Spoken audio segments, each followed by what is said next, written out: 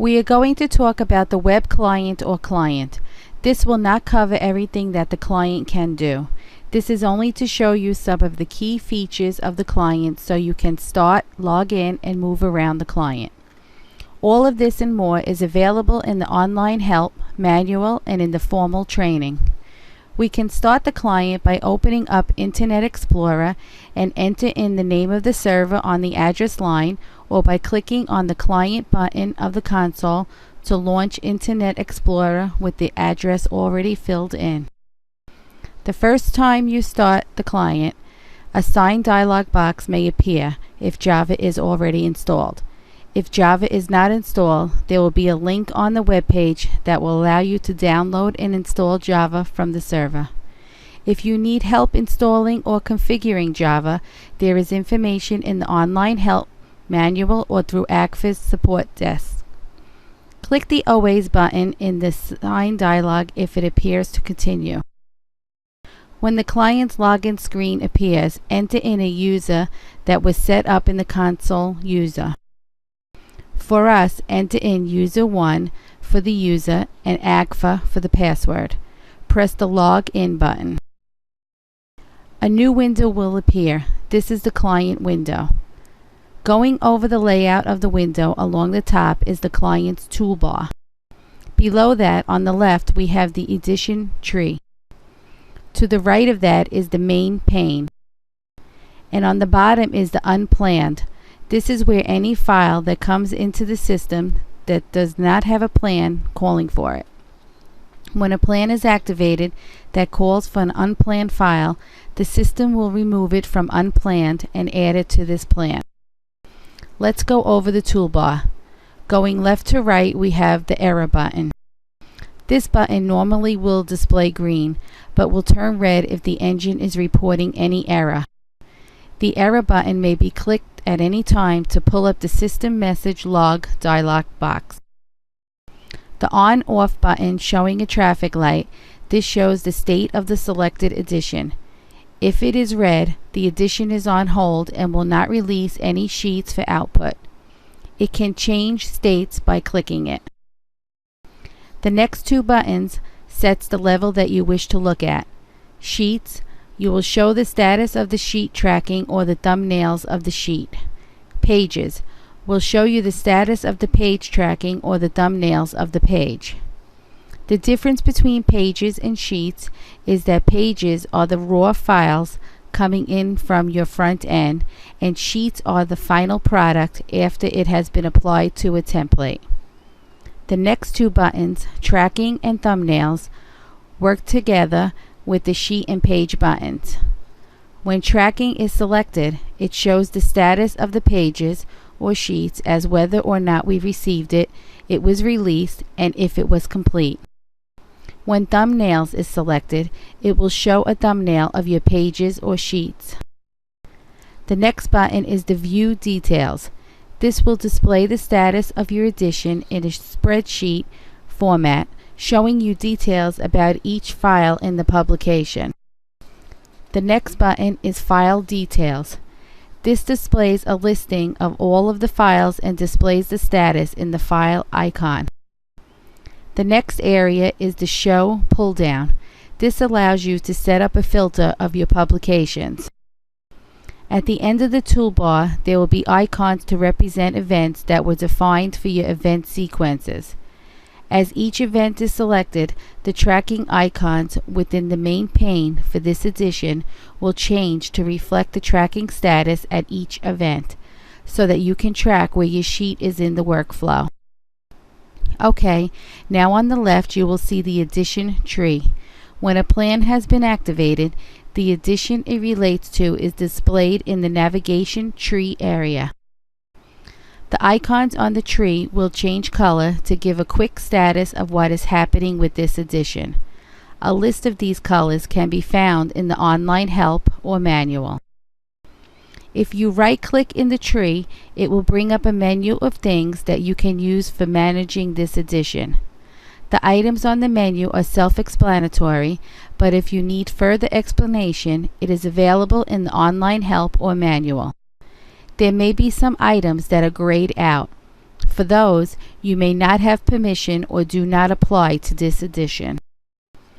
In the main pane, this is where the tracking or thumbnail icons for the selected edition are displayed. With tracking and sheets selected, as files are received by the system, the colored band at the bottom or the side in an imposed edition will double in size, and the progress bar in the center fills in. Also, the number in the top square changes to 1 to indicate that imposition is complete.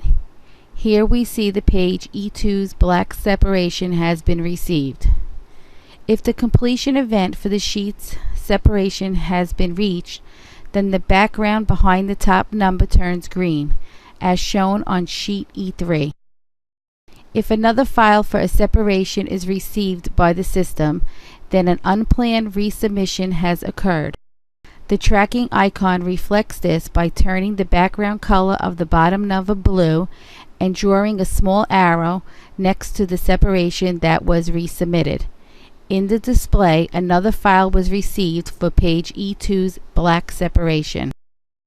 Additionally, there may be check boxes below the icon to indicate whether the separations need to be approved. These check boxes are there only if the edition has been set up for requiring approval.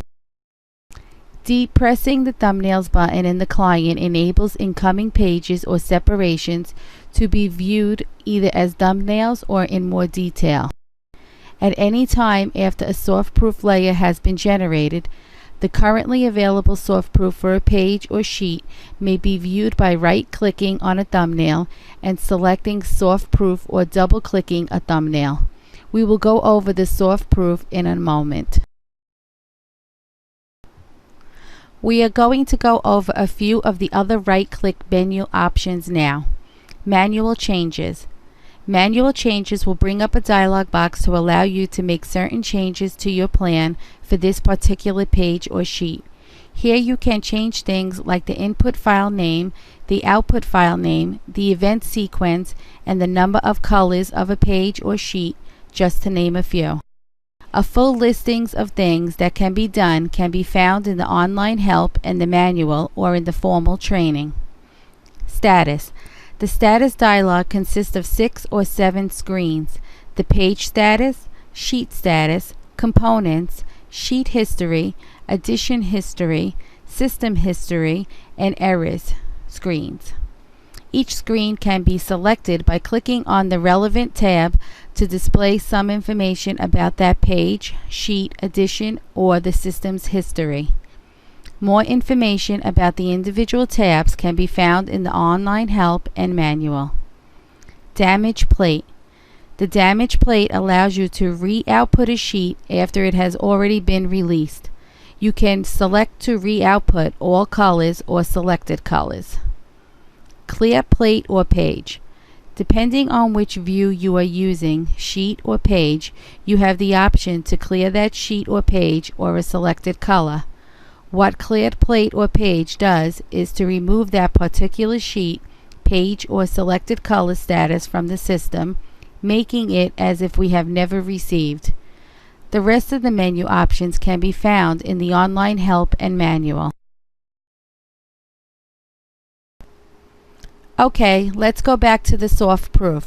By right-clicking a thumbnail and selecting softproof, we will bring up a new web page. On this page will be displayed a rendering of the page. Going over the toolbar on the top, we have a pull-down box. In this, you can select any existing pages for this publication that has already arrived. This way you can move from one page to another without closing the screen. Next to that are 2 arrows, which allows you to move to the previous or next softproof that has arrived. Next, we have a button so you can refresh the screen. The next 2 buttons work as a toggle switch. The one with the hand allows you to move the image on the display. The other one allows you to zoom in and out. The next button will scale the image to fit the display. The next button will scale the image 100%. The next area is the zoom in and out buttons and the current displayed percentage. When using the zoom in and out buttons, you will zoom the displayed image by 20% for each click. The next button will allow you to see a high-res proof. This is covered in the online help and manual. If configured, the next button allows you to see a pre-flight report. This option is not normally configured in the Essentials packages. The next two buttons allows you to rotate the display 90 degrees clockwise and 90 degrees counterclockwise. The next two buttons allows you to display the image in a mirror fashion. One rotates vertically and the other one rotates it horizontally. The next button allows you to see the image as a negative. So for example, if the image is displayed as a negative, clicking this will display as a positive.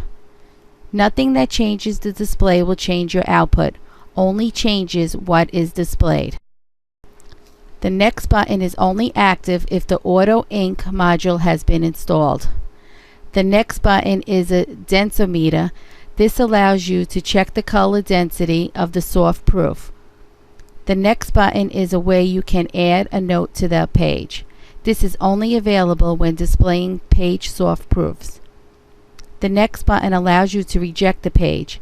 Again, this is only available when displaying page soft proofs. The next button allows you to print to a local defined printer. This is only a low-res rendering of the soft proof. Last button is exit. This will close out the soft proof display. Below the toolbar, you will have some tabs. Depending on the type of page being soft proof, this will show anywhere from 2 to 8 tabs. First will be labeled composite. This displays a composite of the soft proof. The rest of the tabs will represent each of the separations that are defined. You can click on any of the tabs to display that color separation.